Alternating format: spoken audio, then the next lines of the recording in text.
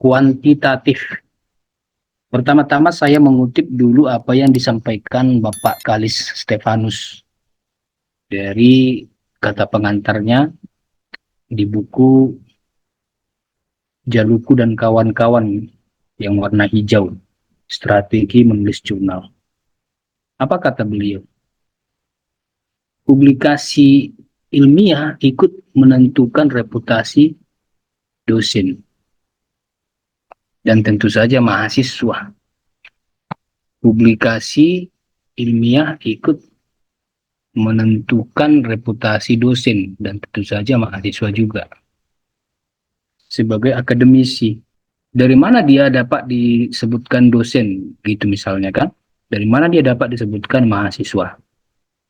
Oh, dari tergabungnya dia di salah satu kampus. Oke, itulah salah satu. Dia mahasiswa karena dia terdaftar di salah satu kampus. Dia dosen karena dia terdaftar sebagai pengajar di salah satu kampus. Tetapi rupanya baiklah dosen dan mahasiswa itu jangan sekadar dosen atau sekadar mahasiswa. Dia perlu memiliki reputasi yang jelas, reputasi yang diakui. Nah, jadi itu sebabnya mahasiswa dan juga dosen itu perlu rupanya dia punya publikasi ilmiah. Entah itu dicetak dalam bentuk buku, entah itu di publikasi online, yang mana akhirnya orang di luar bisa membacanya. Sehingga nama sang dosen dan nama sang mahasiswa itu kedengaran di luar sebagai seorang penulis, ada karyanya. Maka tak heranlah ketika kita mencari informasi tentang seorang dosen, kita bisa cari bukan hanya di mana dia mengajar, tapi apa karyanya, apa publikasi ilmiahnya.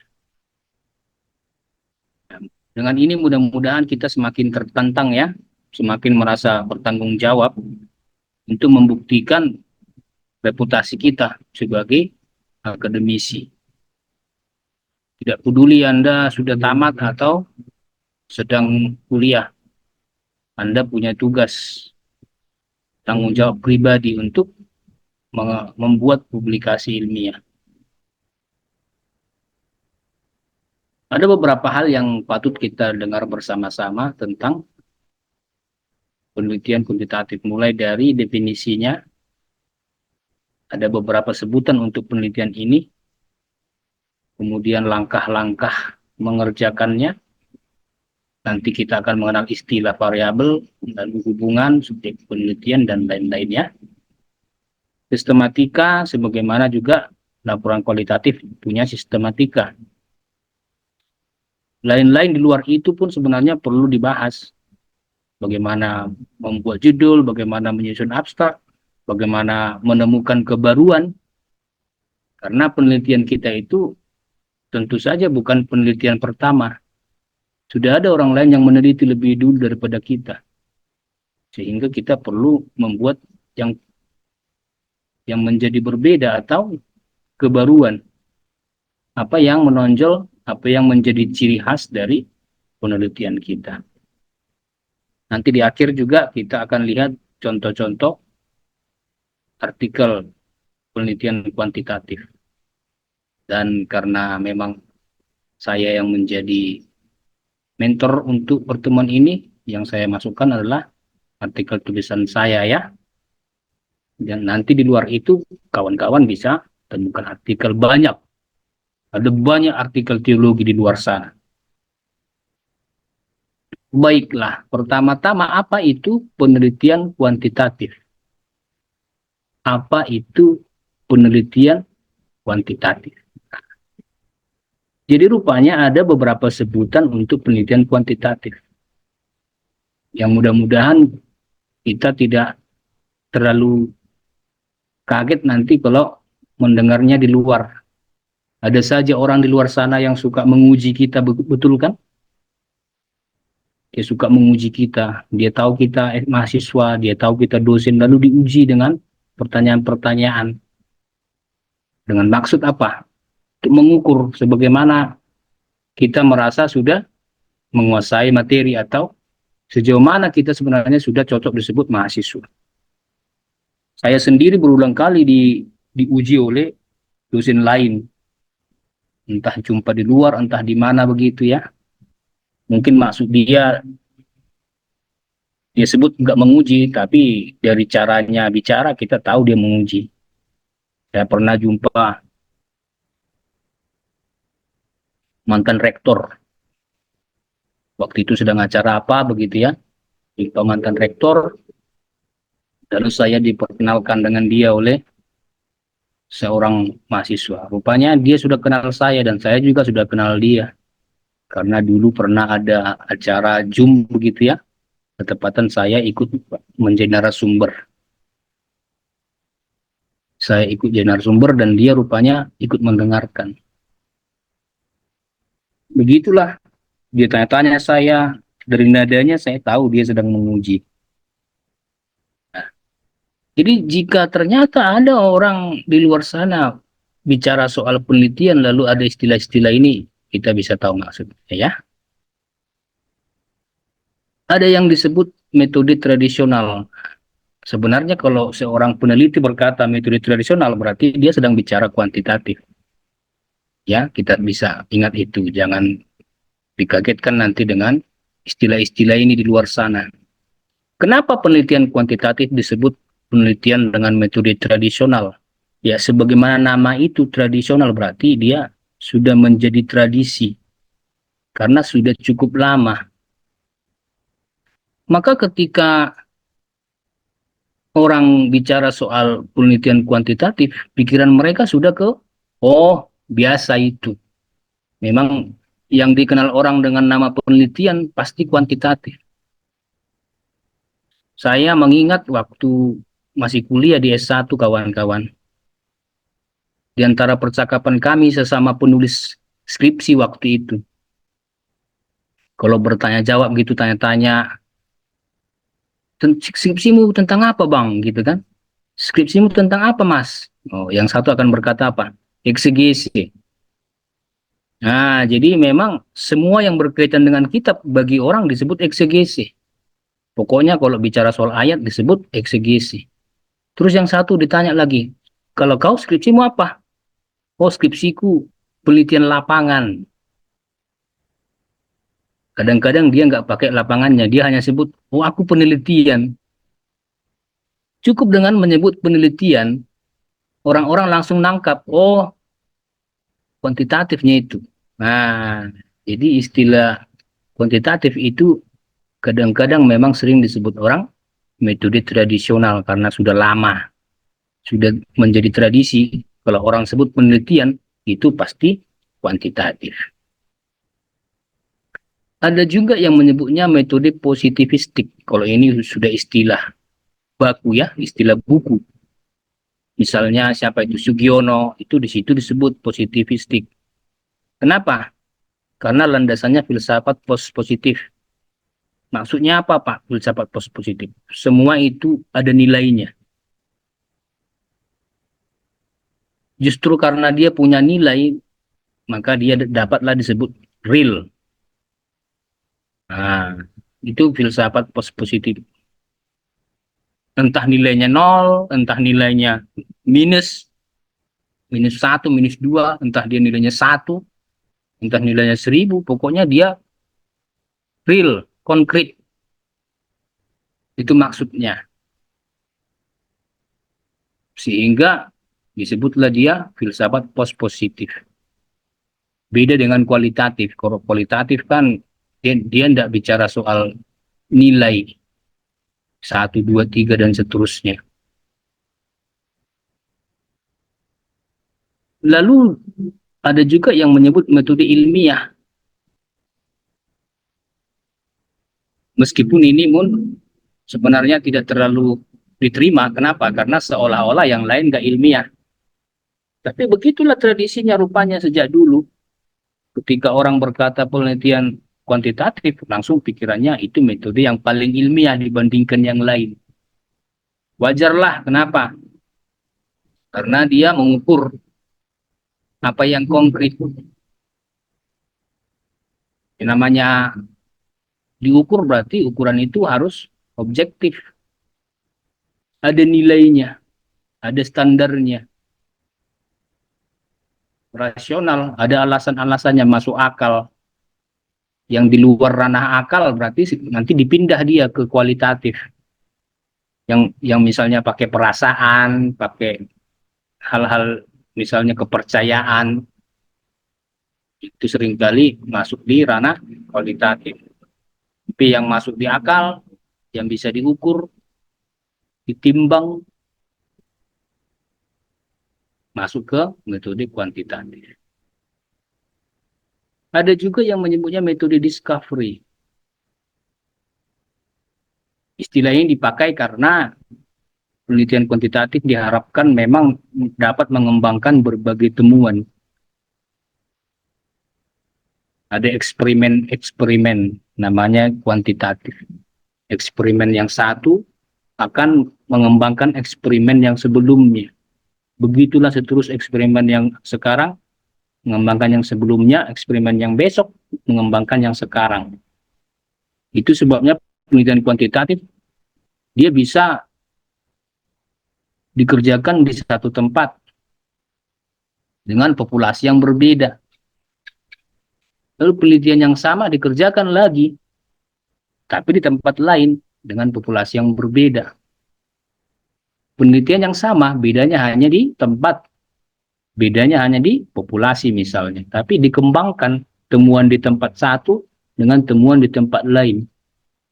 Maka jangan kaget kalau penelitian kuantitatif itu seringkali judulnya bisa sama, padahal penulisnya lain. Kok sama judulnya, Pak? Ya karena dia penelitiannya sama. Yang membedakan periksa dalamnya. Entah tempatnya yang beda, entah populasinya yang beda. Metode kuantitatif. Nah, ini yang sering masuk di jurnal atau skripsi ketika disebut pengertian kuantitatif. Kenapa? Kuantitas. Nah, berarti kan angka. Nah, ada angkanya. Termasuk koma-koma, 0, sekian, persen-persen, 100%, 70%. Termasuk ketika mengukur atau menganalisis hasilnya. Nah, itu menggunakan statistik. Dulu pakai ilmu statistik yang manual, pakai rumus-rumus. Yang akhirnya banyak dihindari oleh mahasiswa yang tidak suka menghitung. Dulu.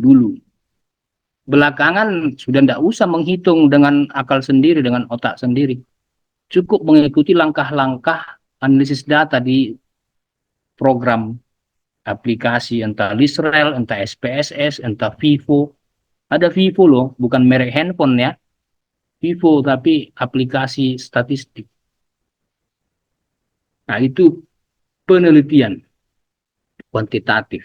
Tinggal nanti kawan-kawan tidak usah kaget dengan istilah-istilah itu ya. Jadi yang mana yang mau kita pakai, Pak? Ya silahkan. Mau pakai yang manapun. Anda boleh menyebutnya metode tradisional, boleh menyebutnya metode positivistik, boleh menyebutnya ilmiah. Asal kita memang mengerti arah yang mau kita bincangkan kemananya. Tapi yang biasa kita pakai adalah ini, yang bawah. Kita suka pakai istilah kuantitatif, karena lebih mudah mengingatnya disandingkan dengan kualitatif. Jadi agak-agak mirip, tapi kan beda.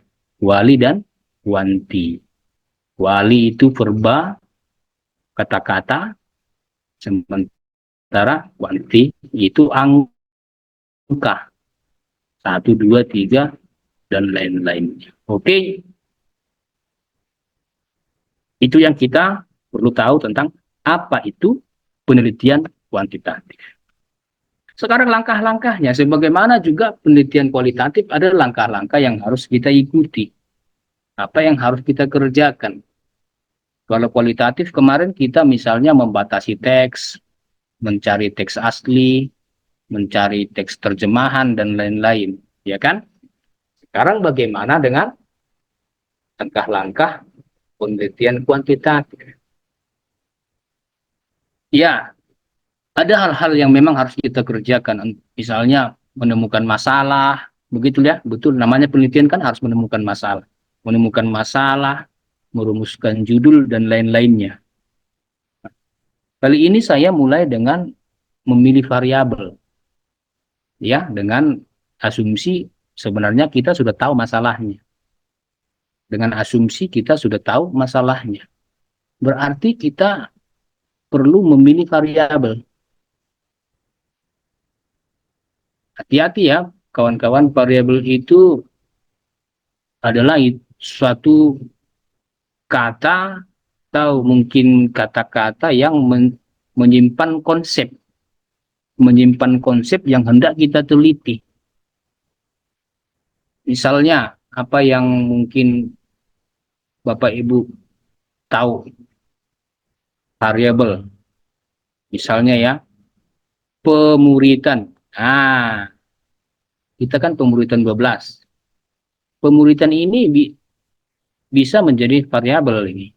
Nah, apalagi pertumbuhan kerohanian yang paling sering dibincangkan ya di teologi maupun di PAK, pertumbuhan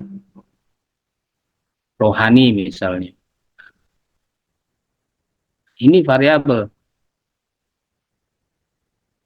Pilih variabel yang mau kita angkat berdasarkan masalah-masalah yang memang sudah kita temukan di awal ya.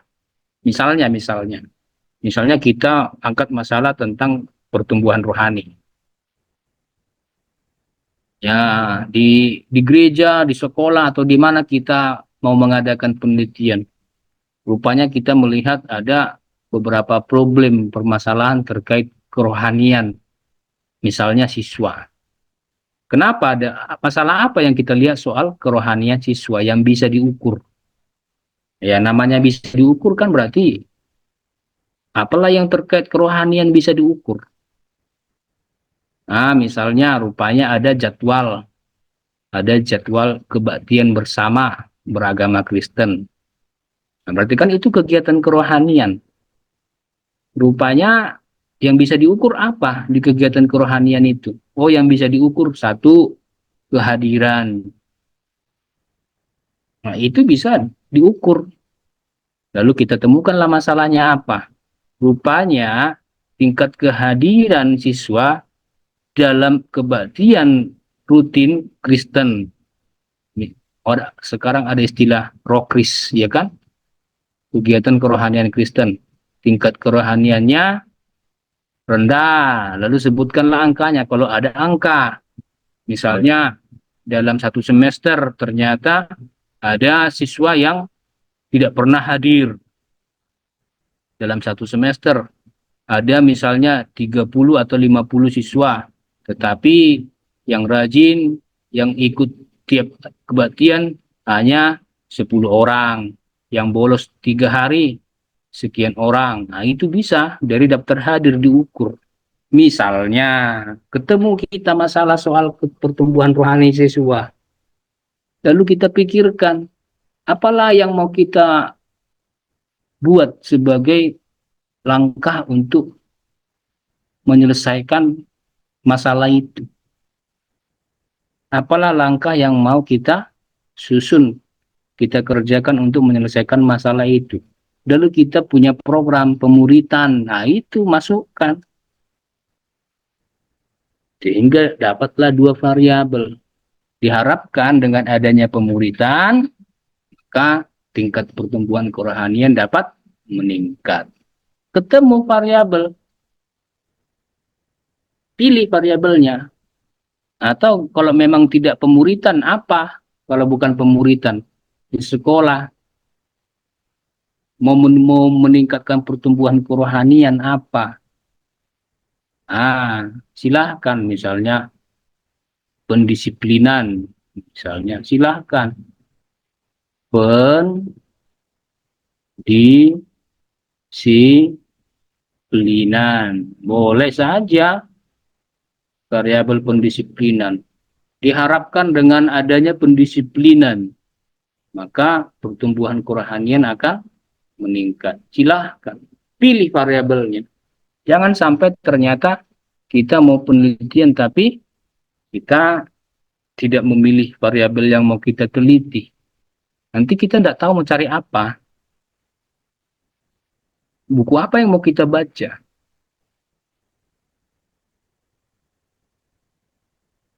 Itu dia ya, memilih variabel. Berikutnya adalah menentukan hubungan variabel itu. Variabel itu kan harus dilihat hubungannya. Kita ikuti masalah yang tadi ya. Apa hubungan antara pertumbuhan rohani dengan pemuritan? Apa hubungannya? Atau kalau mau memilih pendisiplinan, apa hubungan pertumbuhan rohani dengan pendisiplinan? Yang mana yang mempengaruhi, yang mana yang dipengaruhi kalau mau mencari hubungan pengaruh, sebab akibat. Atau hubungan itu kan bisa juga yang namanya relasi, sehingga dia disebut judulnya korelasi. Sejajar dia, korelasi. Bapak Ibu nanti mungkin akan menemukan banyak judul, bukan hanya pengaruh. Meskipun memang sampai sejauh ini yang saya perhatikan, kebanyakan orang-orang suka mengukur pengaruh sebab akibat. Tapi kan sebenarnya hubungan kan bukan soal pengaruh doang. Hubungan itu ada hubungan korelasi sejajar. Nah, tapi tergantung variabel. Janganlah pula kita pilih variabel yang pengaruh, tapi kita pilih jenisnya korelasi. Nggak nyambung juga. Korelasi itu berarti dia tidak ada hubungan mempengaruhi. Dia hanya sejajar begitu. Nanti Bapak Ibu baca buku-buku Suharsi Marikunto, ada situ cukup banyak penjelasan. Kalau pengaruh itu hubungannya adalah yang satu mempengaruhi yang lain, sehingga orang menyebutnya misalnya dengan istilah ada namanya variabel X, ada variabel Y. Jadi kalau sudah dapat masalah, lalu dapat variabel, tentukan hubungan variabel itu. Emang rupanya penelitian lapangan itu, sampai sejauh ini saya menemukan di buku-buku penelitian, minimal 2 variabel supaya dia dapat diukur hipotesisnya. Karena kalau dia hanya 1 variabel, dia nggak dapat diukur hipotesisnya. Karena hipotesis itu mengukur hubungan. Ingat ya yang saya katakan ini, hipotesis itu mengukur hubungan, sehingga memang diperlukan minimal 2 variabel. Maka dengan asumsi bahwa memang penelitian kita adalah penelitian hipotesis, maka variabelnya minimal 2. Tinggal apakah hubungan yang diukur itu hubungan sebab akibat atau hubungan sejajar. Nah, nanti istilah itu bisa dibaca ulang di buku-buku penelitian ya, kawan-kawan. Kalau ini contoh yang saya buat ini tadi, itu hubungannya pengaruh ya. Bahwa dengan adanya pendisiplinan, maka pertumbuhan rohani akan baik. Nah, pengaruhnya positif. Semakin tinggi pendisiplinan, semakin tinggi pertumbuhan rohani. Nah, itu kan pengaruhnya positif, artinya sama-sama tinggi. Yang semakin tinggi X, semakin tinggi Y. Kalau pengaruh negatif itu kebalikannya, berlawanan. Pengaruh negatif itu begini, semakin tinggi X, semakin rendah Y. Atau sebaliknya, semakin rendah X, semakin tinggi Y. Nah, itu pengaruh negatif. Jadi kalau ternyata semakin tinggi pendisiplinan, semakin rendah pertumbuhan rohani, berarti pengaruhnya itu negatif. Termasuk pun begini, semakin rendah pendisiplinan, semakin tinggi pertumbuhannya. Itu pun pengaruh negatif sebenarnya. Meskipun hasilnya bagus kok hasilnya Pak, semakin tinggi pertumbuhan rohani. Bukan itu yang diukur pengaruhnya. Pengaruhnya yang diukur. Yang ketiga, menentukan subjek penelitian. Menentukan subjek penelitian. Nah, apa maksudnya subjek penelitian di sini? Subjek penelitian ini maksudnya adalah orang. Siapa yang mau diteliti? Siapa? Nah, itu maksudnya subjek penelitian ya. Siapa? Dalam hal ini dari contoh yang tadi saya sampaikan, jadi saya sebutkan di sekolah ya. Jadi karena saya tadi sebut masalah itu di sekolah, berarti siapa yang menjadi subjek penelitian? Ya, siswa, murid-murid, siswa-siswi, pemuda-pemudi, saudara-saudari, kan gitu. Siswa-siswi, pemuda-pemudi, saudara-saudari. Jangan dipelesetkan lah, kawan-kawan jadi kawan kawin. Nah, saudara-saudari, pemuda-pemudi, kawan-kawan jadi kawan kawin. Menentukan subjek penelitian berarti siapa yang mau diteliti? Siswa-siswi. Batasi jika memang terlalu banyak kan, dan memang jika fokus kita kepada kelas tertentu, kepada usia tertentu, tentukan.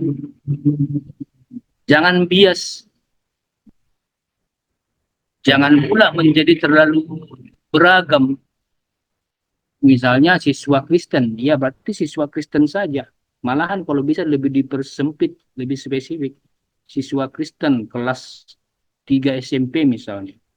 Kelas 1 SMA misalnya. Lebih spesifik, lebih bagus, lebih seragam berarti orangnya. Lebih mudah nanti mengukur datanya itu valid.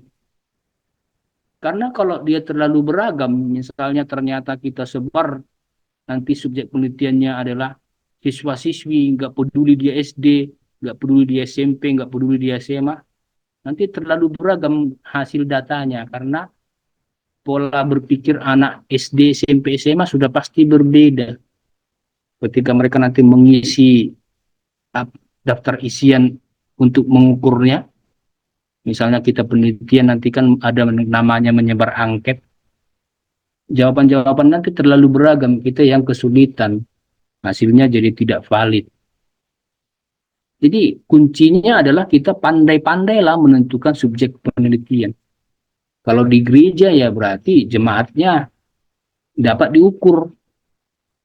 Jemaat yang sudah sekian waktu berjemaat misalnya, sudah 5 tahun, sudah 10 tahun. Nah itu lebih mungkin dia seragam dibandingkan semua jemaat tanpa memandang dia baru bergabung atau sudah lama. Beda itu. Yang baru bergabung belum tentu bisa memahami apa yang kita teliti karena dia bukan jemaat lama. Itu contoh ya. Contoh. Jadi subjek penelitian adalah siapa? Orang mana yang akan kita teliti. Dalam hal ini nanti orang itulah yang menjadi subjek pengamatan. Entah itu mengisi angket, entah itu wawancara. Menetapkan instrumen penelitian. Dari kata ini harusnya kita paham ya, instrumen, alat. Kalau penelitian kualitatif, itu alatnya apa?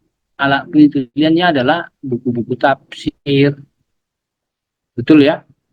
Alkitab teks asli. Alatnya.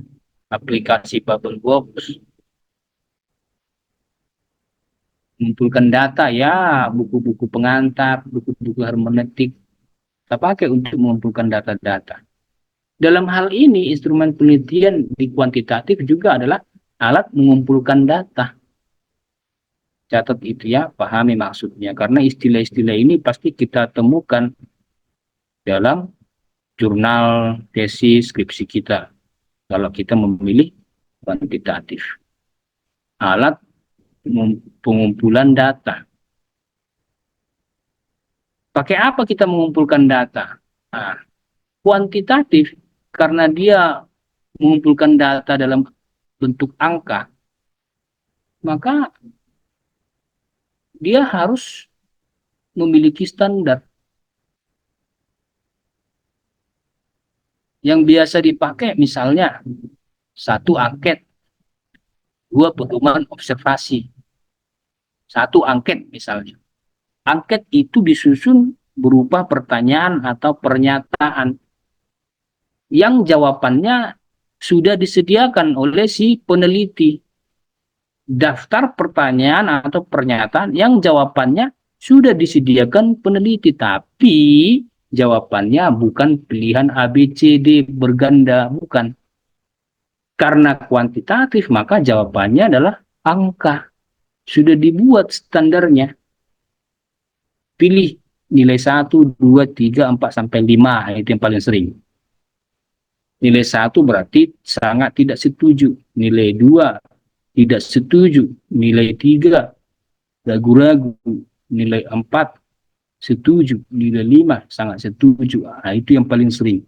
Sudah dikasih jawaban. Sehingga si subjek penelitian tinggal memilih jawaban sesuai yang dia pahami. Tergantung pertanyaannya. Sesuai yang dia memang pahami. Apakah pertanyaan itu memang dia nilainya 1 atau 5.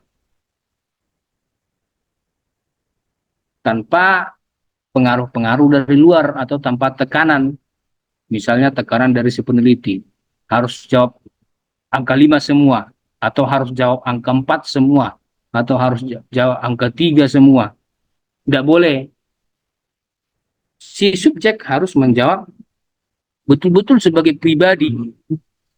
Ialah yang akan diukur. Jadi biarlah dia yang mengisinya sebagaimana dirinya sendiri.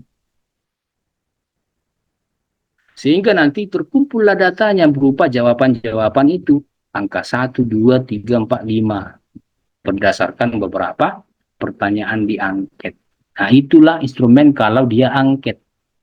Instrumen lain ada, misalnya pedoman observasi. Nah, instrumen pedoman observasi ini biasa digunakan apabila subjek penelitian itu dianggap tidak mampu mengisi angket. Belum mampu mengisi angket, bisa dibedakannya antara belum mampu dan tidak mampu.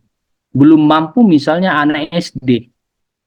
Anak SD saya cenderung berpikir dia belum dapat mengisi angket dengan jujur, dengan benar. Anak SD atau TK, menurut saya, dia untuk mengumpulkan data tentang mereka, itu perlu pedoman observasi. Maksudnya apa pedoman observasi? Pedoman observasi itu si peneliti sudah menyusun daftar observasi. Daftar apa yang mau diobservasi. Misalnya anak ya. Anak misalnya pertumbuhan kerohanian. Itu bisa diukur kerohaniannya. Misalnya rajin ikut kebaktian Kristen misalnya di sekolah. 2, dia bisa memimpin doa. Anak-anak itu sudah terbiasa memimpin doa. Itu bisa diobservasi. Jadi guru atau si peneliti yang mengobservasi. Sehari-harinya dia hadir memperhatikan anak itu.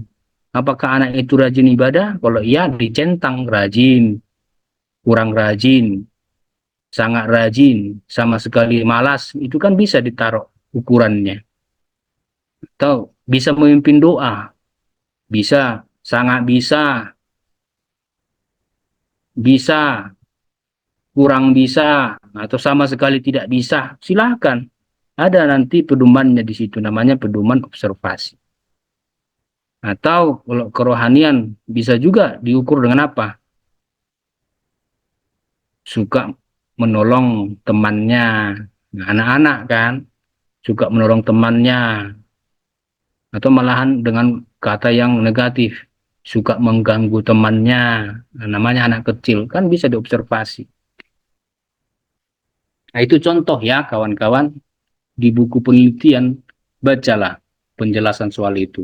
Tapi di jurnal kan kita tidak lagi sebenarnya membicarakan itu lebih panjang lebar.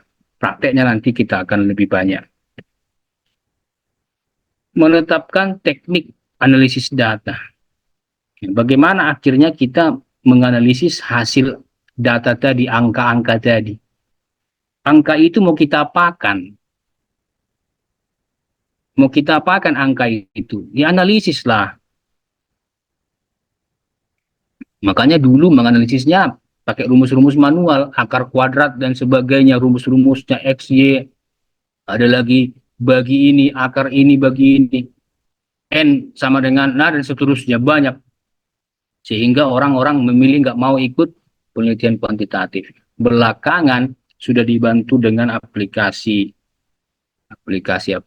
sudah banyak tersebar, banyak yang gratis juga di internet. Jadi tetapkan tekniknya. Dengan teknik apa mau kita kerjakan? Kalau menggunakan aplikasi, sebutkan aplikasi mana yang mau kita pakai. Oke, itu langkah-langkah ya. Yang lain-lain memang masih ada, tentu masih ada. Tapi paling tidak langkah-langkah itu sudah harus kita kerjakan. Lalu memilih judul sebenarnya juga perlu dibincangkan. Judul itu kan harus ada, namanya penelitian harus ada judul. Malahan dalam berkhotbah pun sebenarnya harus ada judul. Penelitian kuantitatif, kualitatif ada judul. Maka kuncinya adalah judul itu memang harus jelas, menarik. Dan tentu saja dia memang sudah menggambarkan yang mau kita teliti apa. Sehingga dengan hanya membaca judul, diharapkan si pembaca sebenarnya sudah punya gambaran. Oh, penelitian Pak Tutur ini tentang apa ya? Dengan hanya membaca judul. Kan begitu. Disitulah kita sedang menunjukkan kepakaran kita. Bahwa dengan beberapa kata, kita sudah berhasil memberikan gambaran kepada orang lain. Jangan berkata begini, berarti terlalu remeh Pak, masa hanya judul aja orang jadi paham. Bukan terlalu remeh, kamu pintar. Justru kalau kamu susun kata-kata orang lain dan ngerti, kamu bodoh. Kenapa kamu tidak sanggup menolong orang mengerti idemu? Kita harus sanggup menolong orang lain mengerti ide kita dengan beberapa kata. Itulah kepentingan menyusun judul dengan jelas. Biarkanlah dia hanya dengan membaca judul, tangkap gambaran apa yang mau kita tulis. Itulah berarti Anda pakar memilih judul. Sebaiknya tidak lebih dari 2 baris. Jangan berpikir makin panjang judul berarti makin mantap, Pak. Enggak. Makin panjang judul malah makin membingungkan, malah makin tidak menarik. Makanya judul itu diupayakan jangan terlalu panjang. Kalaupun diukur dari jumlah baris, ya 2 baris cukuplah. Tunjukkan variabelnya. Tadi kan sudah kita pilih variabel. Ya, sekarang tunjukkan itu di judul. Dan hubungannya jangan lupa. Apa hubungannya? Apakah hubungan sebab akibat berarti pakai kata pengaruh? Apakah hubungannya sejajar berarti pakai korelasi? Apakah hubungannya yang lain? Silakan baca buku penelitian kuantitatif. Kata-kata apa yang dipakai untuk menunjukkan suatu hubungan? Janganlah sampai tak nampak hubungannya. Meskipun memang ada berbagai cara yang diupayakan orang, supaya jangan terlalu kaku. Ya, jujur saja kadang-kadang penelitian kuantitatif ini terlalu kaku karena terlalu mirip. Misalnya, semua-muanya pakai kata pengaruh di depan. Bayangkanlah, ada orang wisuda, 10 orang, 20 orang, sampai 100 orang. Semua judulnya tentang pengaruh. Lalu dibacalah sama MC dari depan panggung. Abgando Damanik dengan judul skripsi, pengaruh bla bla bla terhadap bla bla bla. Terus disebut lagi, Tommy Sitorus dengan judul tesis, pengaruh, 2 orang pengaruh. Yang ketiga orang, Chandra Pertugi Aritonang dengan judul tesis, pengaruh lagi. Ya memang akhirnya orang-orang yang mendengarkan pun akan berpikir, semua sama tulisan orang ini, pengaruh-pengaruh. Apa enggak adanya topik lain yang mau dibahas orang ini, Neng? Terlalu kaku ini. Begitulah memang kondisinya. Akhirnya beberapa orang mulai memikirkan supaya jangan nampak kaku, diupayakanlah penggunaan istilah-istilah lain yang misalnya jangan sampai mengganggu prinsipnya, maksud dari penulisan itu. Nanti kita bahas ya dengan contoh. Tapi yang mau saya tekankan adalah judul itu harus nampak variabelnya kawan. Dan memang harus nampak hubungan antar variabel kalau variabel itu lebih dari satu. Sebaiknya tidak lebih dari 12 kata. Nah, itu ya. Dia 2 baris, jangan panjang-panjang kalau mau diukur dari baris. Kalau mau diukur dari kata, ya 12 kata itu sudah sangat bagus lah itu. Contoh, ini dia. Contoh, inilah contoh yang judulnya yang sering dianggap orang kaku. Pengaruh. Nah, pengaruh budaya sekolah terhadap pendidikan nilai karakter. Perhatikan kawan. Ini judul. Kita sebagai peneliti sudah harus tahu yang mana variabelnya di sini, yang mana hubungannya. Nah, jadi inilah variabel X, budaya sekolah. Hanya dengan membaca judul, kita sudah tahu. Tunjukkan bahwa kita mengerti penelitian kuantitatif. Jangan sampai ditanya orang, apalah X-nya di sini, apalah Y-nya. Apalah hubungannya, kita tidak tahu. Kita harus tahu itu. Budaya sekolah X. Y-nya apa, Pak? Pendidikan nilai karakter.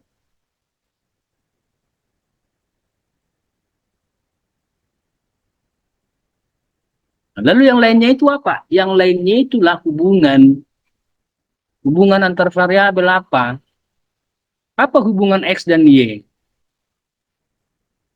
Hubungan X dan Y adalah kata pertama ini. Lalu kata yang memisahkan antara X dan Y. Inilah hubungannya, pengaruh terhadap. Itulah yang disebut sebab akibat. Ada yang mempengaruhi, ada yang dipengaruhi. Itulah hubungannya. Itu contohnya. Pengaruh X terhadap Y. Jadi ingat, ada kata pengaruh, ada kata terhadap untuk menunjukkan hubungan yang mempengaruhi dengan yang dipengaruhi. Lalu ketika disusunlah penelitian ini ke dalam jurnal, seringkali dia judulnya diolah sedemikian rupa supaya jangan terlalu kaku sehingga terlalu mirip dengan tulisan lain. Mengingat hari-hari ini kalau mirip sedikit sudah dianggap plagiasi. Nah, ingat yang saya sebutkan ini ya. Mengingat hari-hari ini kalau terlalu mirip sedikit dengan punya orang dianggap plagiasi, sehingga ada upaya-upaya untuk menyusun ulang judul itu tetap mempertahankan yang menjadi prinsip, tetapi menyusun ulang kata-katanya sehingga tidak terhitung plagiasi. Disesuaikan dari menjadi implementasi pendidikan nilai karakter di sekolah melalui budaya sekolah.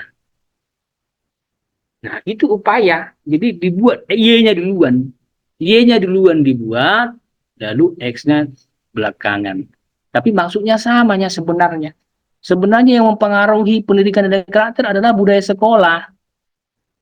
Tapi disusunlah dia menjadi terbalik, implementasi pendidikan nilai karakter di sekolah melalui budaya sekolah. Nah, itu upaya para peneliti untuk menghindari kecurigaan plagiat atau mencontek tulisan lain.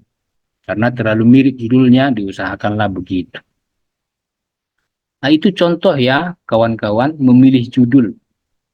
Yang menjadi penekanan adalah 1, 2, 3, 4. Ketika kita memilih judul yang mau kita teruskan menjadi tulisan ilmiah, artikel ilmiah. Oke? Mudah-mudahan kalau kita udah punya judul, segera bisa kita susun tulisan kita ya. Nah, sebagaimana penelitian kualitatif juga saya masukkan lagi data ini ya. Menemukan masalah. Ingat, harus ada masalah kawan untuk diangkat penelitian. Janganlah sama sekali tidak ada masalah yang kita angkat. Karena kalau tidak ada masalah yang kita angkat, berarti penelitian kita nggak berguna. Harus ada masalahnya, supaya penelitian itu memang berguna. Bahwa penelitian kita itu diharapkan dapat menyelesaikan masalah yang ada. Sampaikan, ada masalah apa? Malahan beberapa masalah lebih bagus. Apa yang ada ya? Jangan juga menjadi cari-cari masalah. Jangan nanti kata sekolah itu, kau datang ke sini mencari masalah aja kau. Atau jangan-jangan nanti kata gereja itu, kau datang ke sini cari masalah aja. Jangan cari masalah, temukan. Temukan, memang ada masalah itu, bukan kita yang sengaja mencari-cari. Lalu rumuskanlah dia apa yang menjadi inti masalah itu sebenarnya. Nah, sebagaimana juga di penelitian kualitatif, dia bentuk pertanyaan. Maka pertanyaan untuk kuantitatif itu harus yang bisa dijawab. Harus yang bisa dijawab dengan angka. Namanya kan kuantitatif, berarti pertanyaan itu harus yang bisa dijawab dengan angka. Harus dijawab dengan angka dong. Makanya pandai-pandai kita lah menyusun pertanyaan. Jangan terlalu kaku, harus begini, harus begitu. Nanti kadang-kadang kena plagiasi. Pandai-pandai aja. Misalnya, bagaimana? Kalau hanya bagaimana kan akhirnya jatuhnya ke kualitatif, betul? Makanya coba kira-kira supaya dia jadi kuantitatif bagaimana? Oh, bagaimana tingkat? Bagaimana tingkat? Misalnya kita mau menanya apa tadi? Pertumbuhan rohani. Bagaimana tingkat pertumbuhan kerohanian di sekolah? Nah, itu kan pertanyaan yang bisa dijawab dengan angka. Bagaimana tingkatnya? Jawabannya apa? Tingkatnya rendah, 30%. Atau tingkatnya menengah, 50%. Atau tingkatnya sedang. Atau tingkatnya tinggi, 85%. Bisa dijawab dengan angka. Atau ada yang mungkin kena plagiasi ketika diuji, misalnya di aplikasi Turnitin. Waduh, bagaimana tingkat kena uji plagiasi, Pak? Bagaimana ya pertanyaan yang lebih mungkin ya? Oh, coba ganti menjadi berapa besar? Berapa besar? Berapa besar? Namanya berapa besar? Berarti kan bicara soal angka. Oh, 1000. Oh, 70. Sebutkan angkanya. Karena pertanyaannya berapa besar tentang kuanti, tentang angka. Dan tentu saja nanti kalau kita baca skripsi tesis penelitian nanti mungkin kita menemukan cara-cara menyusun pertanyaan lainnya ya. Intinya adalah pertanyaan itu dapat dijawab dengan angka. Jangan terlalu kaku dengan model pertanyaan 1-2 yang sudah biasa kita pegangkan. Ini tingkat kita, kepakaran kita menyusun kata-kata dipertaruhkan di sini. Kalau kita terlalu kaku harus kata ini, harus pertanyaan ini, nanti terjebak kita. Zaman sekarang uji plagiasi di mana-mana. Tujuan penelitian. Jadi kalau sudah ada pertanyaannya harus sudah punya gambaran jawaban. Itulah di sini. Sudah punya gambaran jawaban dari pertanyaan itu. Jadi nanti kalau pertanyaannya bagaimana tingkat, berarti kira-kira tujuan penelitiannya apa? Berarti untuk mengetahui tingkatan atau untuk mengetahui besarnya, itu tujuan. Misalnya, bagaimana tingkat pertumbuhan rohani di sekolah? Berarti jawabannya apa? Tujuan penelitian. Untuk mengetahui atau untuk mengukur tingkat pertumbuhan rohani di sekolah. Atau kalau berapa besar. Untuk mengukur besarnya pertumbuhan rohani di sekolah. Nah, begitu. Semua harus sinkron. Lalu novelty atau kebaruan. Yang menjadi pokok persoalan belakangan-belakangan ini, kenapa orang-orang mandek dalam meneliti, adalah karena mereka kebingungan. Apa yang mau kuteliti, Pak? Saya tidak punya ide, Pak. Waduh, apa yang mau saya tulis ya? Perasaan sudah banyak tulisan tentang ini. Aku memang punya tulisan, Pak, cuman tidak tahu aku membuatnya ke jurnal. Kayaknya sudah punya orang tulisan ini. Itu alasan-alasan klasik.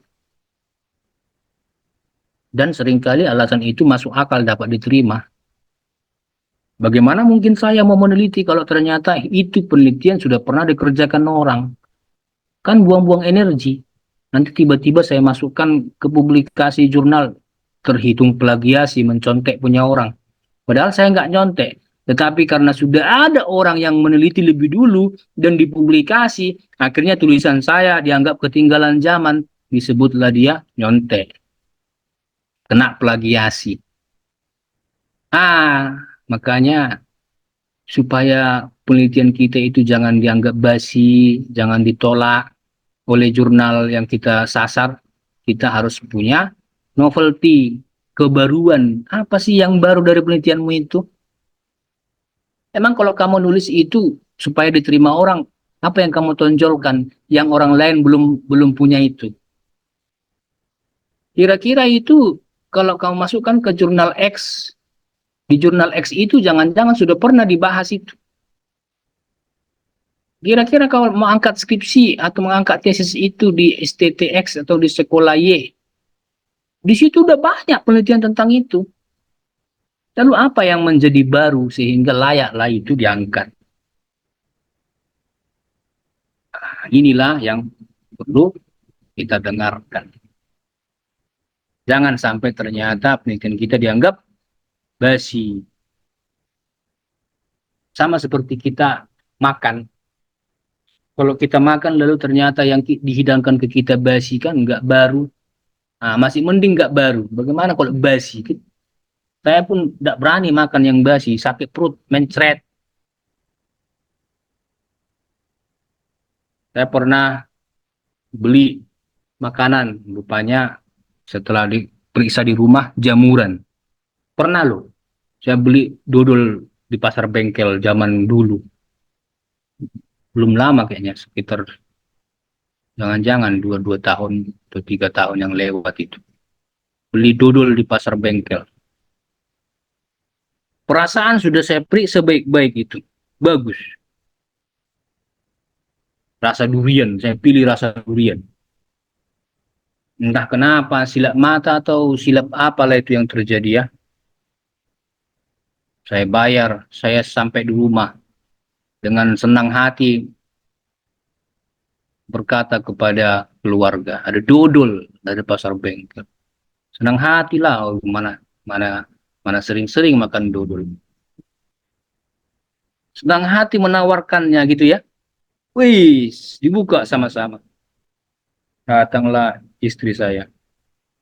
Ih, jamuran ini. Mah, mana mungkin jamuran, saya bilang. Perasaan tadi aku perhatikan baik-baik, bagus kok hitam mengkilat. Begitu.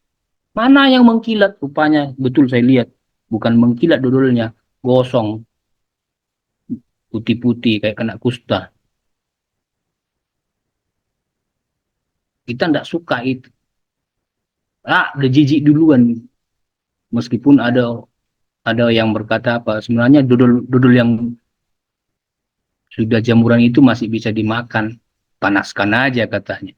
Tapi kita udah keburu jijik. Sebenarnya kalau kita pakai itu untuk penelitian sama saja. Penelitian kita itu kalau udah basi, orang nggak mau makan, nggak mau baca. Untuk apa? Kita mau masukkan ke warung begitu, mana terima warung? Masakanmu basi kau antar ke warung, orang nggak mau beli. Demikianlah kalau kita punya tulisan lalu basi, lalu kita tawarkan ke jurnal untuk dipublikasi ya, ditolak sama editor sama pengelola jurnal. Ah, basi tulisan kamu ini Pak, tidak diterima. Makanya jangan sampai basi. Buat yang baru, yang fresh. Janganlah pula sudah ditulis orang banyak-banyak, kita ikut-ikutan pula nulis. Sudah sama ditulis orang, kita tulis pula yang seperti itu. Orang sudah banyak soal kepemimpinan Musa misalnya. Kita pun masih bicara kepemimpinan Musa. Tidak mau lagi orang terima. Aduh, kau ini bicaramu kepemimpinan Musa. Udah ribuan orang membicarakan tentang kepemimpinan Musa. Orang sudah menulisnya di tesis, skripsi, disertasi. Orang sudah masukkan ke jurnal, sudah masukkan ke repositori kampus, sudah orang masukkan ke website tertentu. Lalu kok malah mau buat lagi yang seperti itu? Coba temukan kebaruannya. Jangan sampai sama saja dengan tulisan orang lain itu. Maka disitulah kita harus pandai-pandai, cerdiklah. Coba tunjukkan bahwa tulisan kita itu punya kebaruan. Adanya barunya punya ini, Pak. Nggak basinya punya ini, Pak. Atau kalau soal makanan, kita bawa ke warung. Bagusnya punya ini, nggak basi. Atau kalau sudah ada, misalnya kita bawa bakwan ke warung. Sudah ada bakwan di sini, kata si tukang warungnya. Nggak usah lagi masukkan bakwan, nanti nggak laku. Apa kita bilang? Bakwanku beda, Bang. Itu bakwannya digoreng jam berapa itu? Oh, ini digoreng jam jam 1 dini hari. Oh, ini punya aku beda. Ini digoreng jam 4 pagi, beda 3 jam. Nah, ini bakwan apa? Oh, itu bakwan jagungnya itu. Punya aku ini bakwan udang. Tunjukkan bedanya yang membuat dia baru dibandingkan yang sudah ada. Oh, ini nasi apa? Ini nasi kucing. Nasi kucing pakai apa? Oseng-oseng tempe di Jawa, di Jawa. Lalu kita bawa nasi kucing yang lain. Ini nasi kucing. Tapi sudah ada nasi kucing di sini, Bang. Oh, itu nasi kucing pakai apa? Oseng-oseng tempe. Oh, punya aku lain. Ini baru. Nasi kucing pakai ikan. Ikan apa? Ikan teri. Baru. Langsung dari penggorengannya ini. Langsung dari orangnya ini. Tunjukkan kebaruannya. Bagaimana Pak? Itu kan makanan Pak. Ini kan jurnal. Nah, ini dia caranya. Bagaimana cara menemukan kebaruan di jurnal kita itu. Temukan beberapa penelitian terbaru.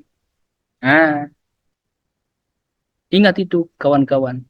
Kita ini kan bukan peneliti pertama.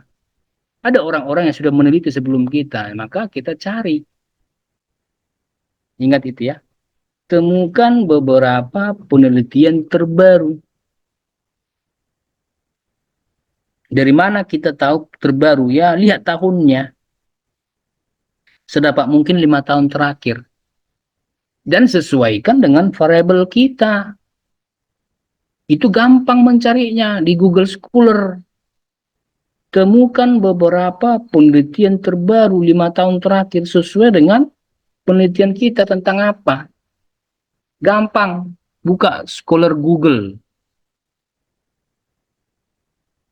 Buka Scholar Google. Nanti temukan. Nanti kita tunjukkan ya. Nanti kayak kita buka Scholar Google. Kita buka Scholar Google. Temukan 5 penelitian terbaru. Sesuai yang kita memang mau bahas. Misalnya pemuritan. Cari aja pemuritan di situ. Lalu setelah kita temukan 5-5-nya, baca baik-baik kesimpulannya apa, hasilnya bagaimana, di mana dibahas, tahun berapa, topiknya apa, subjek penelitiannya siapa, hasilnya bagaimana, temukan itu, yang 5 itu. Setelah kita temukan, saya sih tidak apa ya, tidak wajib 5 ya. Saya melihat 3 penelitian pun sudah cukup. 3, temukan 3. Lihat yang menjadi khas dari 3-tiganya itu. Setelah kita lihat yang khas dari 3-tiganya, berarti kita coba cari kekhasan kita apa. Kalau khasnya dia warna merah, khasnya yang satu warna hijau, khasnya yang satu warna ungu, berarti kan kita masih punya pilihan warna lain yang berbeda dari yang 3 ini. Dia merah, dia apa tadi? Hijau, yang satu biru kan misalnya, merah, hijau, biru. Berarti kita bisa pilih kekhasan warna ungu misalnya atau warna kuning. Ada pasti itu. Entah apa. Misalnya tahunnya. Oh, kalau ternyata 5 tahun terakhir itu yang kita lihat 2022. Kita kan 2024. Sebutkan penelitian saya tahun 2024. Atau tempat. Misalnya yang satu di Pulau Jawa, di Jawa Timur misalnya, yang satu di Sumatera Utara, yang satu di mana itu, Bali. Ya berarti kita coba tempat yang khas. Oh, yang satu di kota Bali, di Bali, yang satu di mana gitu. Tempat penelitian kita di mana yang khas? Misalnya di Sibolga. Khas itu. Belum pernah orang penelitian di Sibolga tentang itu. Nah, lalu hasilnya, kalau sudah ada hasilnya, lebih bagus. Biasanya itu dikaitkan dengan variabelnya.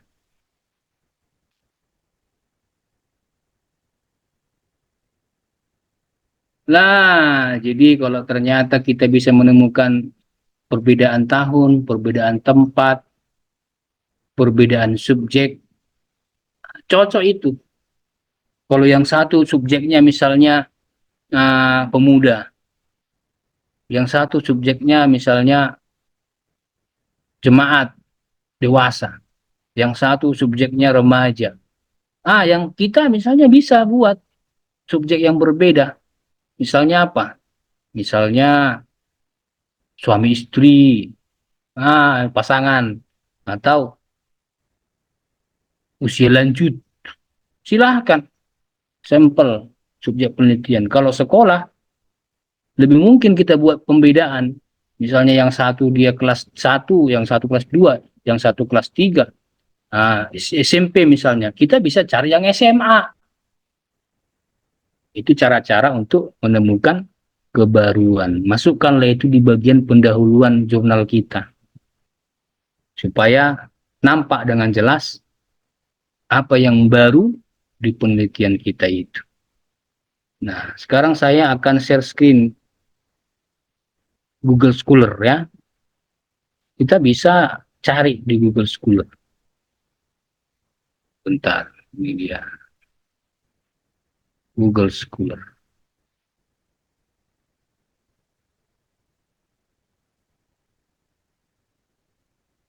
Kita orang-orang akademisi sudah lebih mudah mencari. Nih lihat nih kawan-kawan.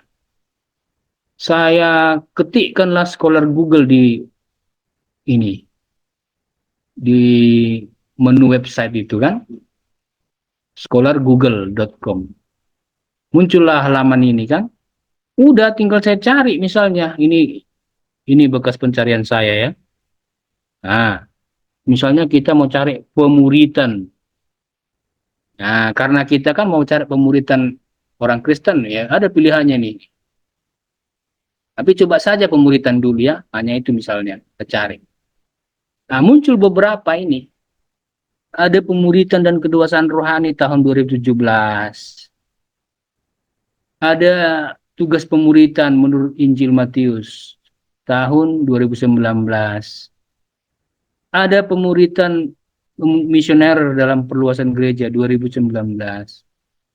Ada pemuritan sama seperti yang nomor 2 Matius 2020. Nah, ada beberapa ini. Lihat tahunnya. Ini terbaru semua kan?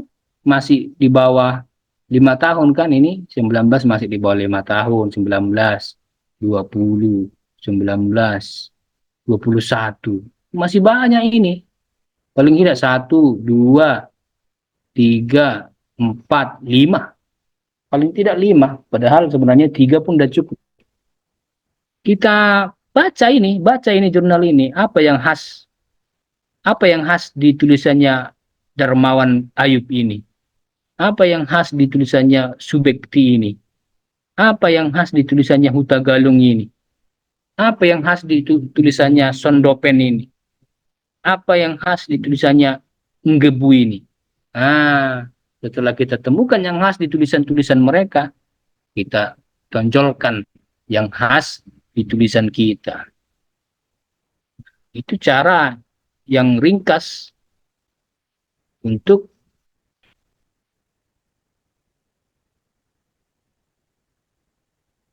menemukan kebaruan tulisan kita. Oke, tulisan Pak Ferdinand Iskandar Jakarta sudah kami edit. Beliau kirim tulisan meskipun belum sempurna, tapi kami upayakan sedapat mungkin menambahkan data, mengedit supaya bisa segera dipublikasi di jurnal Haggadah. Memang nggak terlalu mudah karena ternyata belum ada novelty-nya, tapi kita upayakan mencari novelty-nya. Nah, belum ada beberapa hal, lalu kita tambahkan sampai akhirnya kita mengukur bahwa standar penelitian yang umum layak, maka kita masukkan supaya bisa dipublikasi. Itu dia. Sistematikanya sama seperti kualitatif. Karena jurnal itu umum, beginilah minimal. Selain judul ya, selain judul, penulis, korrespondensi, abstrak, ya selain itu ada ini pendahuluan, metodologi, hasil pembahasan, kesimpulan, referensi. Sama. Memang harus ada. Apa masalah latar belakangnya? Harus ada. Apa dasar teorinya? Apa rumusan masalahnya, tujuan penelitian sebelumnya, kebaruan, harus ada itu. Metodologi harus ada. Hasilnya harus ada. Kesimpulan dan seterusnya. Sebagaimana penelitian kualitatif sudah kita bahas itu, demikianlah juga penelitian kuantitatif. Sistematikanya mengikuti yang umum ini ya.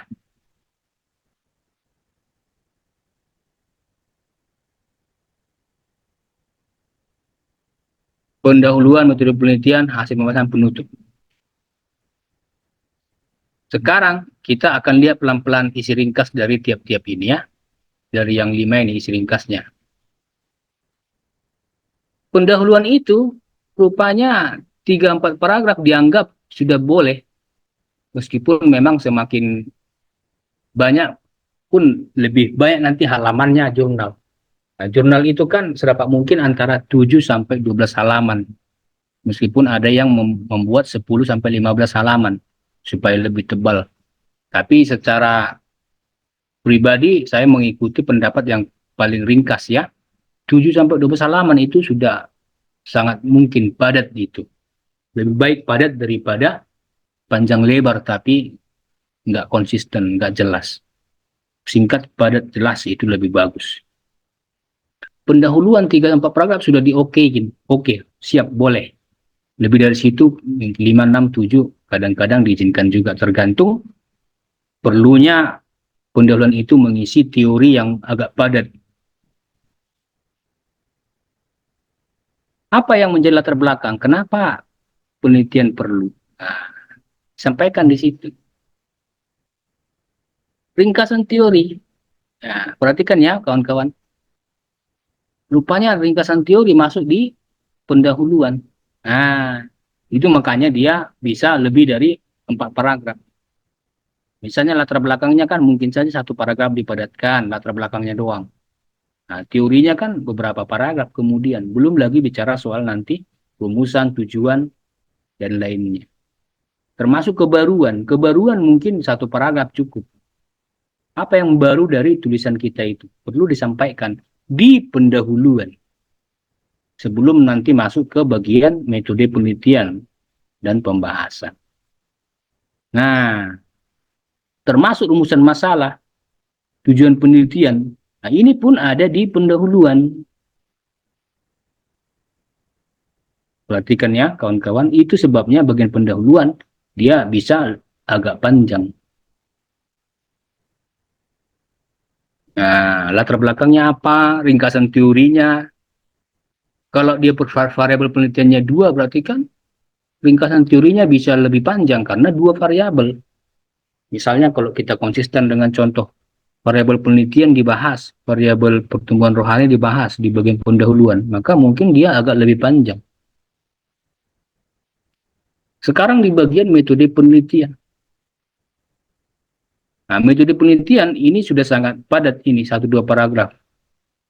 Sudah Pak, mungkin jangan sampai 3 paragraf, karena nanti akhirnya terlalu banyak halaman jurnal itu habis hanya untuk membahas metode penelitian. Cukup sebutkan metode yang dipakai apa. Metode penelitian kuantitatif misalnya, penjelasan apa, apakah hubungan sejajar, apakah hubungan pengaruh sebab akibat, silahkan di situ. Sebutkan, sampaikan kutipan teori siapa yang mau dipakai. Kenapa memilih metode itu? Nah, sebutkan alasannya.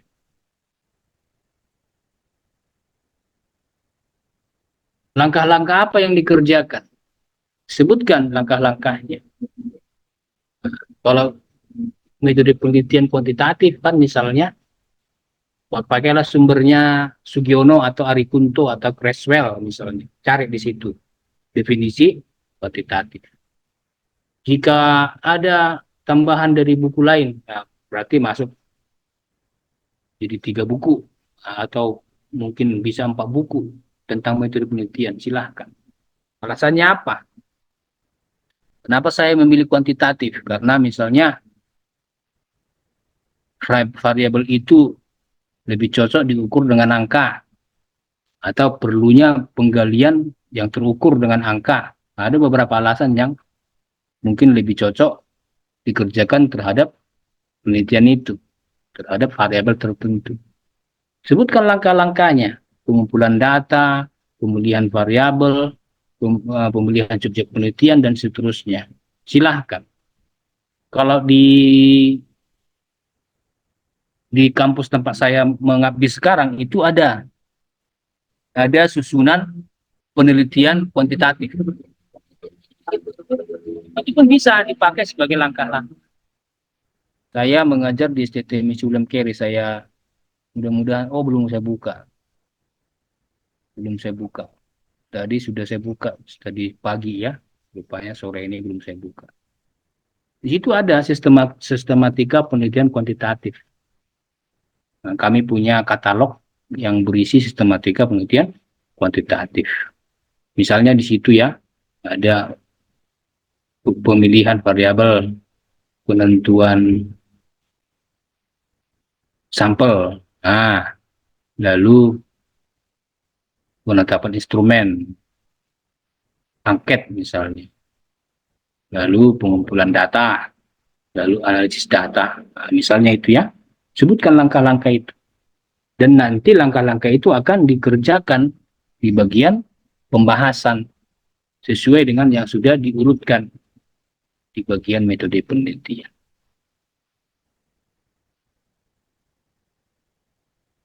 Nah, populasi dan sampel ini berarti subjek penelitian. Siapa yang mau diteliti? Siapa yang akan mengisi angket? Sekarang isi ringkas hasil dan pembahasan.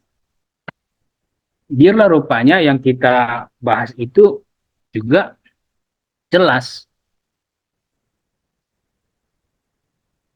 Bagian hasil dan pembahasan inilah yang menjadi bagian pokok artikel, sehingga memang sedapat mungkin inilah yang paling banyak halamannya, karena dialah inti pembahasan. Janganlah kedapatan rupanya lebih banyak pendahuluan, sedangkan pokok bahasan hanya selembar kecil. Enggak cocok itu. Biarlah rupanya pembahasan itu lebih panjang. Kalau misalnya latar belakang itu 3 halaman, ya pembahasan seharusnya lebih dari 3 halaman supaya dapat dikatakan bahwa memang hasil dan pembahasannya itulah intinya. Lebih banyak di situ habis waktunya, lebih banyak di situ habis uraian kata-katanya. Nah, karena itu lebih panjang, baiklah dia terdiri atas beberapa paragraf. Bahkan jika memungkinkan terdiri dari beberapa subjudul. Mengingat itu panjang, supaya jelas bagian-bagiannya, baiklah itu memang ada subjudulnya. Sayangkali kalau ternyata nanti bagian pembahasan itu tanpa pembagian subjudul sehingga terlalu panjang dia, memungkinkan si pembaca kehilangan konsentrasi dia, kehilangan daya tangkap karena saking banyaknya paragraf-paragraf itu tanpa pembagian isinya apa sih gitu loh. Nah, supaya lebih clear dan lebih jelas, lebih terang dia, baiklah dikasih subjudulnya. Paragraf 1 sampai 3 itu tentang apa sih? Paragraf 4 sampai 6 itu tentang apa? Kan lebih bagus, lebih clear bagi si pembaca. Ketika kita bicara penelitian kuantitatif, maka di situ dideskripsikan variabelnya. Berapa nilai pemuritan, berapa nilai pertumbuhan kerohanian kalau kita konsisten ya, dicontoh. Nilainya berapa? Deskripsikan nilai tertinggi, nilai terendah, nilai rata-rata. Jika memungkinkan, bicarakan juga populasinya, subjeknya siapa, berapa orang laki-laki, berapa orang perempuan kalau bicara soal gender. Kalau bicara soal kelas, misalnya yang kita teliti kelas 2 dan kelas 3, berapa orang kelas 2, berapa orang kelas 3. Iya kan? Bisa kita teliti begitu. Itu namanya deskripsi variabel, deskripsi data, dimensi, indikator. Ini bicara soal bagian-bagian spesifik yang mau diteliti. Nah, variabel itu bisa diperkecil menjadi dimensi, dimensi bisa dinyatakan lebih jelas dengan indikator. Misalnya, variabelnya apa tadi? Pertumbuhan kerohanian, gitu kan? Pertumbuhan kerohanian. Nah, itu kan bisa dibagi misalnya. Misalnya Anda mau nyusun jadi dimensi ya. Nah, coba cari, ada nggak buku yang membagi pertumbuhan kerohanian dengan dimensi tertentu? Bisa saja, bagi beberapa orang misalnya kerohanian itu diukur dari karakternya, iya kan? Dimensi karakter. Ada yang membaginya dengan direksi moral, dimensi moral misalnya. Silahkan, asal ada memang datanya ya, karakter. Nah, dibagi lagi, inilah indikator. Nah, indikator karakter. Ini pun begitu, moral dibagi lagi. Inilah yang disebut indikatornya. Jadi karakter dan moral itu dimensi, sedangkan bagian berikutnya adalah indikator. Nah, itu contoh ya kawan-kawan, bahwa variabel bisa diperjelas menjadi beberapa dimensi, dan dimensi bisa diperjelas menjadi beberapa indikator. Meskipun tidak selalu demikian, kadang-kadang variabel langsung ke indikator tanpa penjelasan dimensi. Intinya itu tergantung teori yang kita pakai, buku-buku yang kita kutip. Nah, lalu di bagian hasil dan pembahasan jangan lupa sertakan analisis data. Karena kita kuantitatif, diyakini memang itu selalu ada lampiran-lampiran tabel-tabel, atau gambar-gambar, grafik-grafik, luaran SPSS. Tabel-tabel yang SPSS itu kan nampak bisa di copy dari aplikasi. Atau kalau tidak mau mengcopy, bisa di screenshot. Hanya gambarnya di screenshot. Supaya jangan terhitung nanti dia sebagai plagiasi. Nah, kalau di screenshot kan gambar dia, nggak terhitung plagiasi. Nah, ini isi ringkas dari pembahasan. Termasuklah jawaban atas rumusan masalah. Karena sudah ada rumusan masalah di bab sebelumnya di bagian pendahuluan, maka di bagian isi ringkas dijawab. Pertanyaannya apa? Bagaimana tingkatan? Berarti jawabannya tingkatan. Pertanyaan seberapa besar? Berarti jawabannya besarnya. Begitu kan? Ya, konsistenlah kita dalam penggunaan angka-angka karena penelitian kita adalah kuantitatif.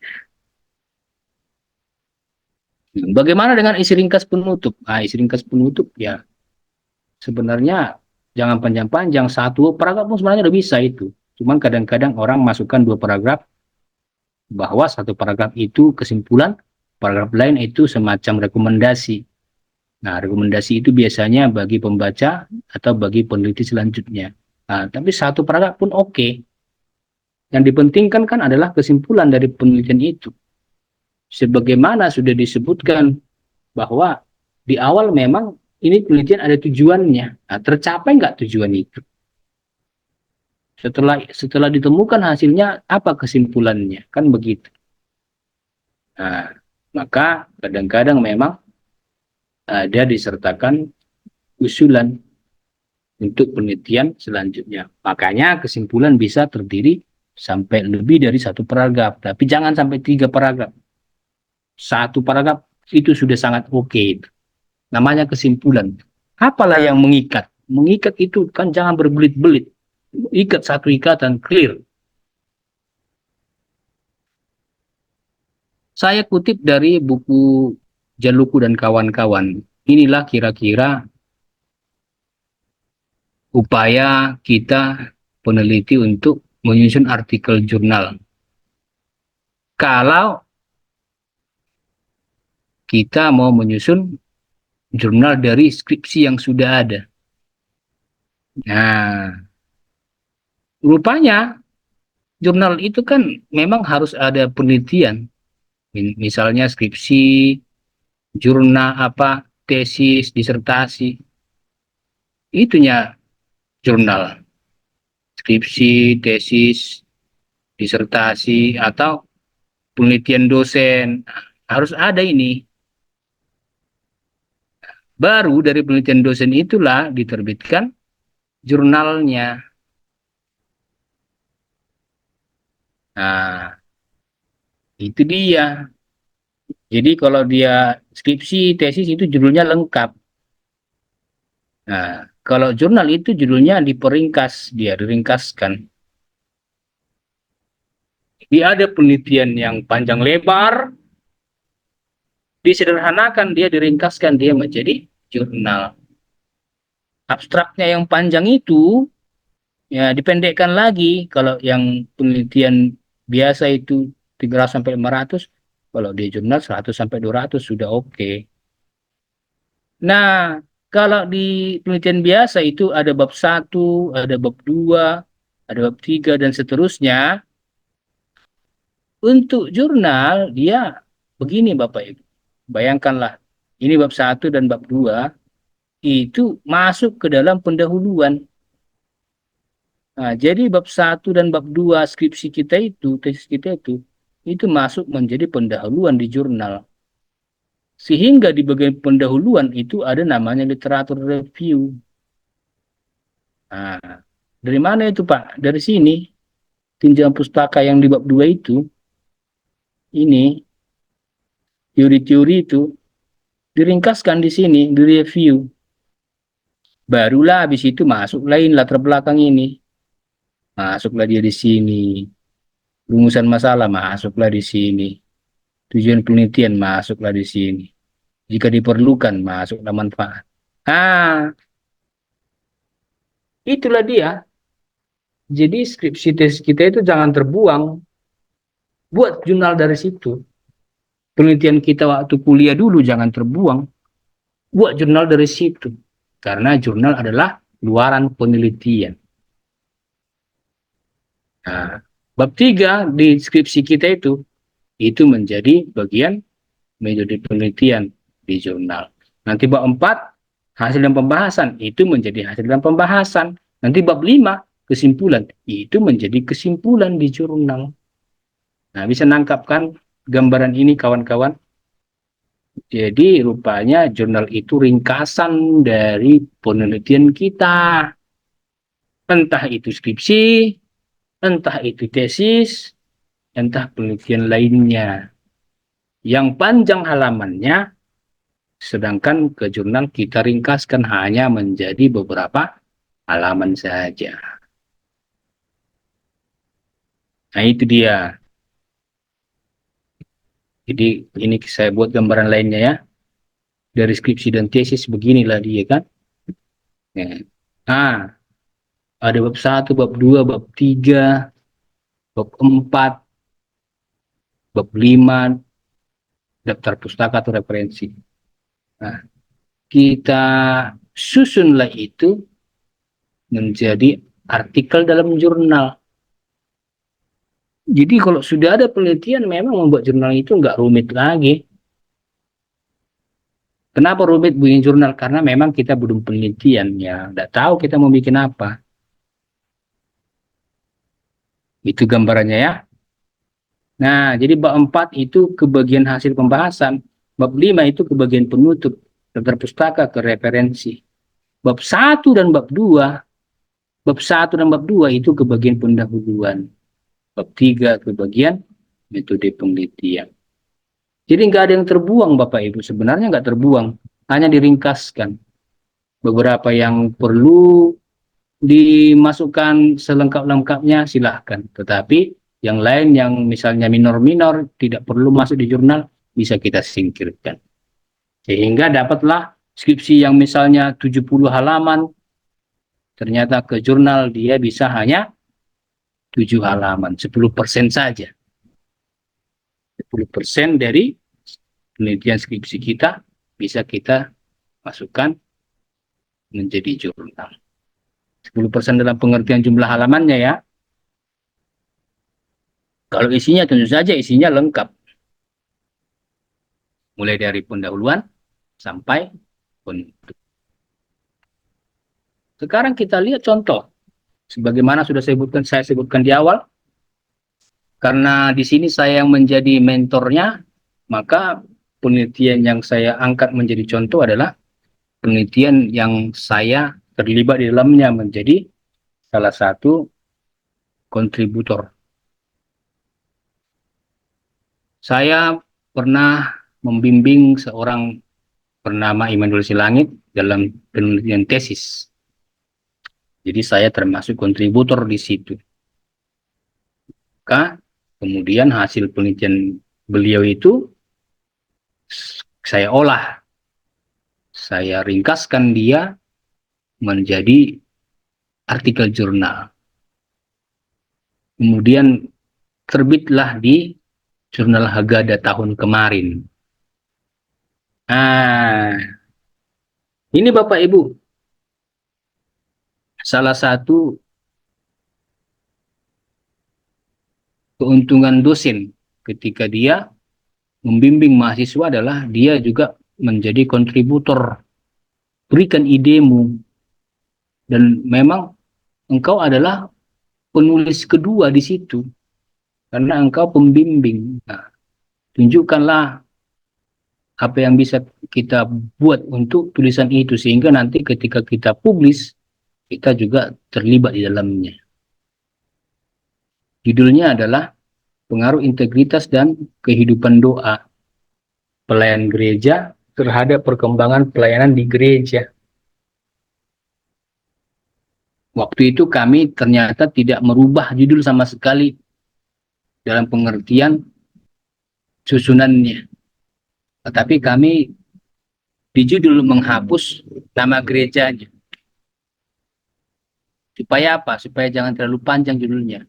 1, 2, 3, 4, 5, 6, 7, 8, 9, 10, 11, 12. Ini kalau dihitung dengan kata dihitung dan 12 kata ini. Nah, ketepatan di sini karena saya besarkan jadi 3 baris kan.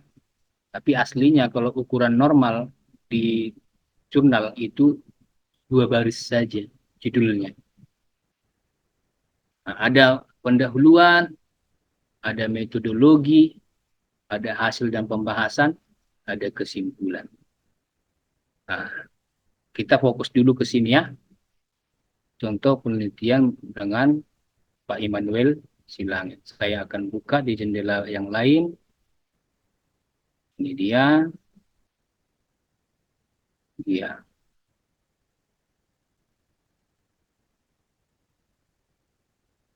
perhatikan kawan-kawan. Ini tulisan yang sudah masuk ke salah satu jurnal dan ketepatan ini jurnalnya terbitan STT di mana kami mengabdi, STT Misi William Carey. Beginilah tampilannya. Tentu saja saya tidak memasukkan ini.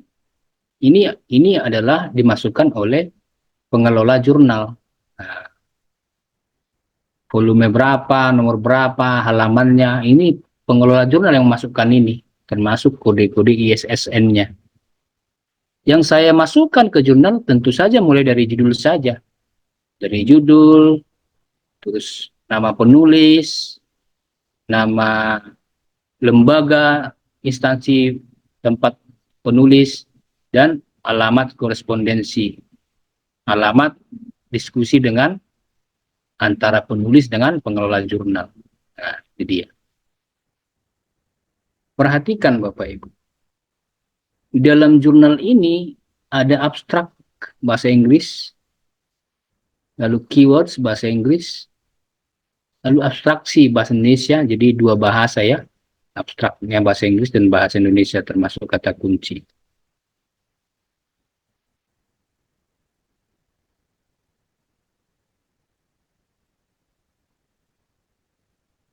Oke, lalu ada pendahuluan sebagaimana yang umum di jurnal. Ada pendahuluan, lalu ada lewatnya. Oh, belum. Agak panjang ini Bapak Ibu. Metode penelitian. Lalu setelah metode penelitian ada pembahasan. Nah, perhatikan ada tabel-tabel, ada grafik, lalu kesimpulan. Setelah kesimpulan daftar pustaka atau referensi. Maksudnya adalah semua yang diperlukan untuk syarat sebuah jurnal sudah ada.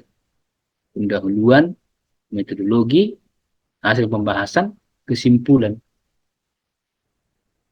Sekarang kita lihat yang lain. Saya juga pernah menulis bersama Pak Febrilman Nazara, jurnal Salvation 2022. Salvation ini jurnal di Palu, Sulawesi. Judulnya adalah Pengaruh, Kompetensi, dan Interrelasi Pemimpin Rohani terhadap Pertumbuhan Gereja. Perhatikan variabelnya ya, kompetensi, interrelasi pemimpin rohani, dan pertumbuhan gereja. Juga memenuhi kaidah yang 4 ini. Ada pendahuluan, metodologi, hasil pembahasan, kesimpulan. Saya akan buka tulisan kami bersama Pak Nazara di jurnal Salvation. Nah, ini dia Bapak Ibu. Tulisan kami diterima di jurnal Salvation, Sekolah Tinggi Teologi Bala Keselamatan Palu. Nah, ini judulnya, ini penulisnya, Bapak Nazara dan saya. Abstrak bahasa Inggris, keyword bahasa Inggris, abstraksi bahasa Indonesia, kata kunci bahasa Indonesia. Perhatikan pendahuluan. Setelah pendahuluan ada metode penelitian. Mana dia metode penelitian? Metode penelitian. Setelah hasil dan pembahasan. Di antara itu ada tabel-tabel begini ya Bapak Ibu, kawan-kawan. Begini. begini, lalu nanti kesimpulan diakhiri dengan referensi.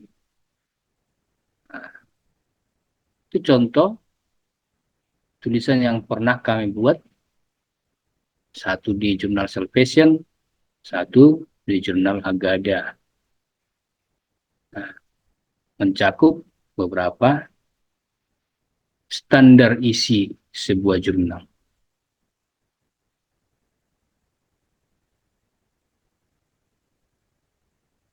Bagaimana menyusun abstrak itu, Pak? Nah, abstrak kadang-kadang rupanya menulis abstrak pun menjadi persoalan. Beberapa orang agak ragu-ragu menyusun abstrak. Nah, rupanya abstrak itu ditulis belakangan, Bapak Ibu. Sekalipun disusun di awal, terdapatnya di awal jurnal, tapi sesungguhnya itu dibuat belakangan. Kenapa? Karena abstrak itu ikhtisar jurnal yang sudah lengkap. Berarti penelitian kita sudah harus lengkap dulu, baru jurnalnya abstraknya dibuat. Itu sebabnya di abstrak itu harus ada masalahnya, harus ada tujuannya, ada metodenya, ada hasilnya. Harus ada itu. Kenapa harus ada itu, Pak? Karena rupanya abstrak itu fungsinya adalah supaya pembaca mudah mengerti secara cepat isi jurnal. Nah, ingat baik-baik. Hanya dengan membaca judul jurnal kita, si pembaca sudah menangkap gambaran apa yang mau kita bahas. Hanya dengan membaca judul. Selanjutnya dia akan membaca abstrak. Maka hanya dengan membaca abstrak, si penulis, si pembaca, bukan hanya mempunyai gambaran, melainkan dia sudah tertolong mengerti isi jurnal dengan cepat. Bayangkan itu, Bapak Ibu. Judulnya dibaca, abstraknya dibaca, nangkap dia, oh, aku paham isi tulisan ini. Langkah berikutnya tinggal terserah dia. Apakah setelah dia paham isi itu dengan membaca abstraknya, dia akan terdorong untuk membaca lebih lanjut, atau kemudian dia berkata apa? Ah, nggak ada yang baru. Ah, biasa aja. Ah, makanya di abstrak itu harus kita menyusun sedapat mungkin supaya si pembaca itu tertarik dengan isi jurnal kita lebih lanjut. Makanya jangan sampai tidak lengkap abstraknya, lengkapi dia supaya dia akan tertarik membaca ke dalam, sedapat mungkin dia menemukan apa yang mau dia cari. Entah dia mau mengutip suatu hal, mau melihat angkanya, kalau dia kuantitatif, mau melihat apa itu namanya, angketnya, ringkasan teorinya, tertarik dia dengan hanya melihat abstrak yang kita buat ini. Abstrak itu ditulis satu paragraf. Panjangnya pendek aja, 100 sampai 150. Kadang-kadang 200 kata diizinkan. Satu spasi tunggal aja. Jangan terlalu lebar dua. Bahkan 1,5 pun tidak. Itu cukup satu spasi. Di beberapa jurnal, bahkan di skripsi tesis pun begitu. Satu spasi aja. Termasuk setelah abstrak ada kata-kata kunci. Waktu memilih kata-kata kunci itu harusnya yang memang khusus. Memang itu kata kunci yang ada di tulisan kita. Bukan kata-kata yang umum muncul. Dan kata-kata itu memang punya arti yang khas, makna yang khas, jelas. Bisa dicari di kamus.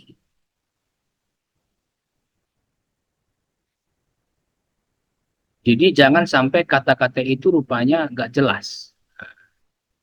Minimal ketika orang buka kamus, itu kata-kata ada artinya di kamus. Ingat itu ya. Jadi abstrak itu satu paragraf cukup, sekitar 100 sampai 150 kata, satu spasi. Maka kata-kata kuncinya juga bisa diambil dari situ. Atau Jika ternyata tidak ada di dalam abstrak pun, minimal dia ada dalam pembahasan. Jadi dia bisa saja satu kata, bisa saja beberapa kata. Itulah dia abstraknya. Sudah habis materinya sampai di abstrak. Saya terakhir akan tunjukkan contoh abstrak. Mudah-mudahan masih terbuka jurnal yang tadi ya. Ini misalnya. Ini Bapak Ibu. Saya buka di sini ya, abstraknya. Nah, penelitian ini merupakan sebuah usaha untuk mengetahui. Nah, Bapak Ibu, dengan membaca ini seharusnya Bapak Ibu sadar ini adalah tujuan penelitian. Kenapa ini tujuan penelitian? Ingat kalimatnya. Usaha untuk mengetahui. Nah, itu tujuannya. Masalahnya apa? Nah, ini masalahnya. Nah, perkembangan planetary agak lambat. Nah, itu masalah. Jadi di dalam abstrak ini sudah dimulai dengan tujuan penelitian dan sudah disebutkan masalah apa yang ditemukan. Lalu ini apa? Kok ada pertanyaan? Inilah rumusan masalah. Rumusan masalah dalam bentuk pertanyaan. Lalu sedikitnya teori. Ini sedikit teori nih, indikator. Nah, dibahas sedikit teori. Sedikit saja. Lalu ada, ini adalah hipotesis. Ada kata diduga. Diduga, itu kan hipotesis. Lalu ini ada kata jika. Ini ada bisa juga bahasa hipotesis, hipotesis.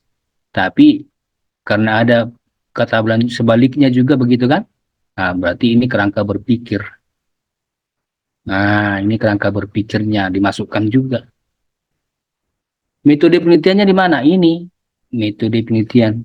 Nah, termasuk tekniknya ini, teknik analisis pakai aplikasi. Hasilnya mana? Ini hasilnya disebutkan di sini. Nah, begitu Bapak Ibu. Dalam satu paragraf ini sudah mencakup keseluruhan isi jurnal. Di situ masalahnya, di situ tujuannya, di situ rumusannya, di situ sedikit teori, di situ hasil, metode, dan hal-hal lain yang diperlukan. Nah, itu dia contoh yang bisa saya sampaikan untuk melengkapi materi yang sudah saya masukkan dalam PowerPoint-nya. Bapak Ibu, saya akan kirimkan nanti file PowerPoint-nya ke kita masing-masing. Oke, ya demikianlah pertemuan ini, pertemuan ke 11 ini ya Bapak Ibu.